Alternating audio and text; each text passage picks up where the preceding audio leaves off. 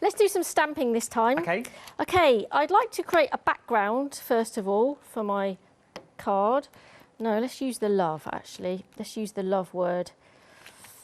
I do like lots of words. So let's use the love, some shabby shutters. Have you got a favourite word? What, to write or to say? What you put in a card, have you got a favourite one that you like? That it's like your go-to when you're making your cards? Like your favourite sentiment?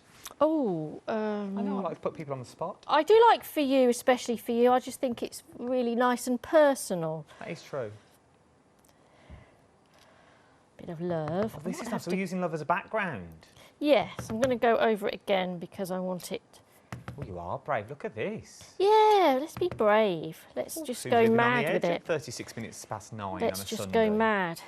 And also, I'd like some sayings as well.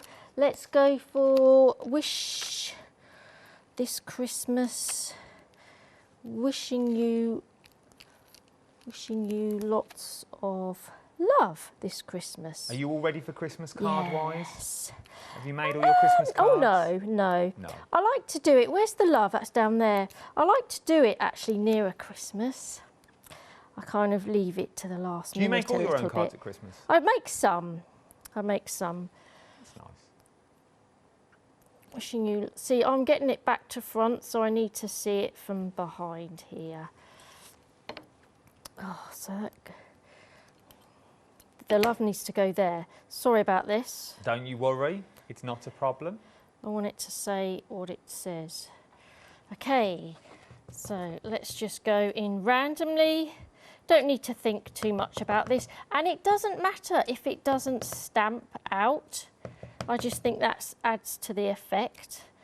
Yeah, no, it's a nice background because then you don't read. Sometimes you want them to read it. Sometimes it is just a background, Yes, so you don't want it to be the focal point. I'm just filling in some of the space basically, and that'll be perfect. Nice, though. So set that aside because I want that to. That'd be nice wrapping paper. I love that set. I just think it's a lovely combination of the typeface and the brush lettered font.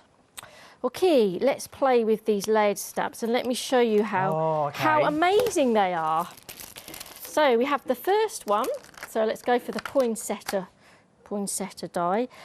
Actually, I'm not going to use my stamping platform. I'm going to go straight into it. I've got scattered straw because it's a nice light colour to start with. So is there a rule with these? Do you have to start light and work your way to dark? Yes, I would. Sounds like common sense, isn't it? That? I suppose if you go heavy on the background, you're not going to see anything. Build the colour up. And again, I don't think it matters, because I'm using the oxides, I don't think it matters that you don't get a complete coverage with them. So that's fine, because you build up as well. And this is the beauty of them, I think. So now I've gone for a dried marigold for the second one. Okay.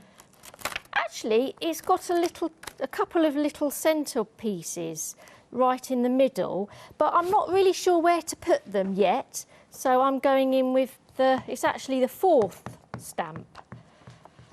So I'm doing it a slightly different order. So use that one.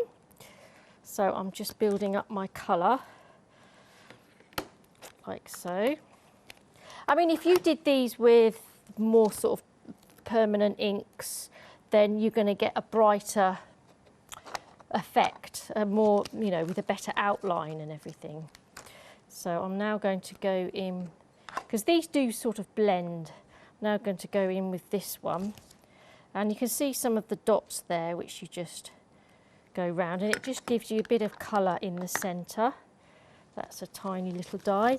And there's some little dots as well on top of that. Yeah, there are, stamp number 3. Everything's numbered for you as well. So everything is numbered on how it all goes together. It does. I mean, that doesn't show up brilliantly because the oxides haven't got a sort of definite outline. But I'm having fun with them. Oh, and I don't think it matters. I kind of like this sort of blended, chalky look. Well, it looks like a watercolour. Yes, yeah, it does. It looks like you painted it. So this one is less area, but you now start to get the sort of impact from it.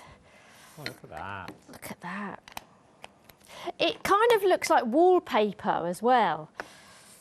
You know, it does. But I suppose if you're batch making these, you do all of step one first. So step one. You can, yes. Do a lot of step one, and then say keep changing your stamp. Yes, I did that with the leaves because you only get one leaf design.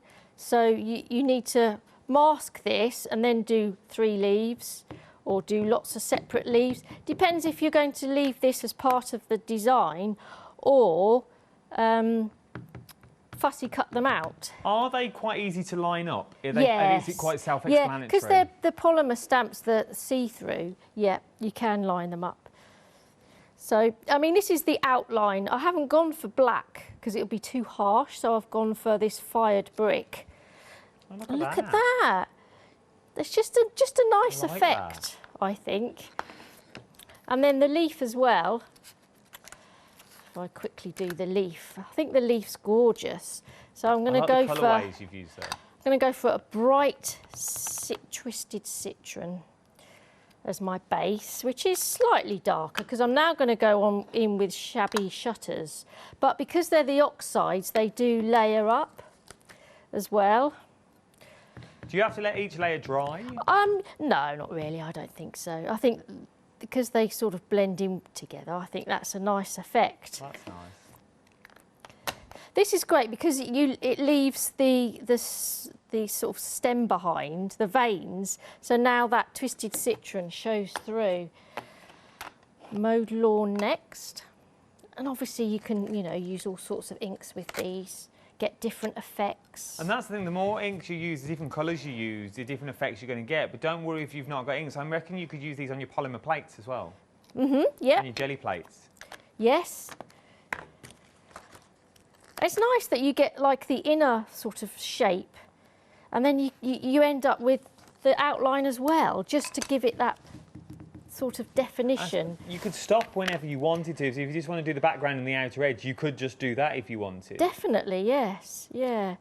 See, look how lovely that is. So if I just do the outer edge, you get a nice effect like that. So I just think that's really nice. And then I fussy cut those out. And these have dried slightly different. Yeah, dried They lighter. do dry a bit lighter as well. They've got that chalkiness about them. Well, they really have. Which is nice, I think, nice effect. So let's build up our card. Let's bring in our background. We could lose this piece of paper. And I've got a nice green to frame our background. So let's put that on there. Let's frame our background. I've cut this to size already. And then I've gone for a nice sort of pearly card blank, which I think is really delicate and the colours are nice rather than white. I think, matter in layering really sets off a card nicely with the colours and everything. And what I'm going to do is not going to use foam pads, but I'm just going to use a bit of glue in the middle. And a bit of glue just on the tips of the leaves. And then, you can sort of curl them up slightly or place a little foam pad under the tips. Again, that background really works. Yeah, and you're using the same colours as well. Tuck that under there. Bit of flower arranging. I mean, I've just used the one flower, but you could multiply this up. And then to make that little bit of bling sort of sparkle, I'm actually going to cover the middle piece with these lovely pearlised gems, which reflect the colours in the card as well.